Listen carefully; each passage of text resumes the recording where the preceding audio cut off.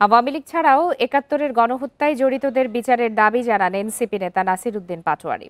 দেশকে বিএনপি বা জামায়াতপন্থী না বানানোর আহ্বান জানান তিনি। আরেক নেতা হাসনাত আব্দুল্লাহ অভিযোগ করেন, জাতীয় পার্টির মাধ্যমে নির্বাচন বানচালের ষড়যন্ত্র করবে আওয়ামী লীগ ও ভারত। সোমবার সন্ধ্যায় শহীদ আবু সাইদ কনভেনশন হলে এসব মন্তব্য করেন তারা। ২০ নভেম্বর পর্যন্ত এনসিপির মনোনয়ন বিক্রি হয়েছে প্রায় ১,৫০০। ২ দিন ধরে চলে আগ্রহীদের সাক্ষাৎকার। এ নিয়ে সংবাদ সম্মেলন করেছে এনসিপি। এ সময় দলের মুখ্য সংগঠক হাসনাত আব্দুল্লাহ মন্তব্য করেন, নির্বাচন বানচালে আওয়ামী লীগ ভর করেছে জাতীয় পার্টির উপর। তাদের বিষয়ে নির্বাচন কমিশনকে দ্রুত সিদ্ধান্ত নেওয়ার আহ্বান জানান তিনি। বিজলি কেবলসের স্কিন কোটেড ইনসুলেশন আগুন প্রতিরোধী। বিজলি কেবলস, নিরাপদ আজীবন। আমাদের এই গণতান্ত্রিক উত্তরণের পথে জাতীয় পার্টি বাধা হয়ে দাঁড়াচ্ছে।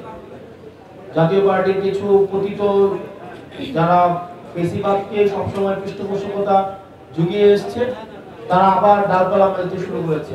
এ সময় ২৪ ও ৭১-এর গণহত্যার সাথে জড়িত দলগুলোর বিচারের দাবি জানান নাসির উদ্দিন পাটোয়ারি। জেনোসাইডের জন্য তো অনেক পক্ষ দায়ী ছিল, তো জেনোসাইডের অভিশাপকে তো আপনি এড়াইতে পারবেন না।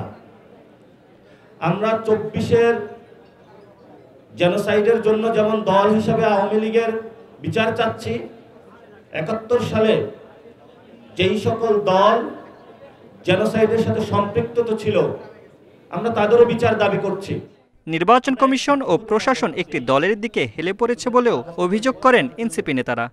আমাদের রাষ্ট্রকে এমন একটি রাষ্ট্র বানাবেন। Mamunur Rahman, independent news, Dhaka.